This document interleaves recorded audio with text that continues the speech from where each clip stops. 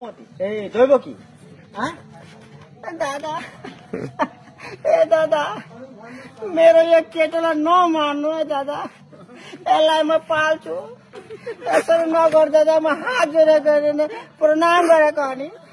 यसरी नगर तिनै कतै कङ्को आइबो ए तेरो केटोलाई मैले मार्छ म खोपरी निकालेर काटिदिन्छु लाठी मार्छु है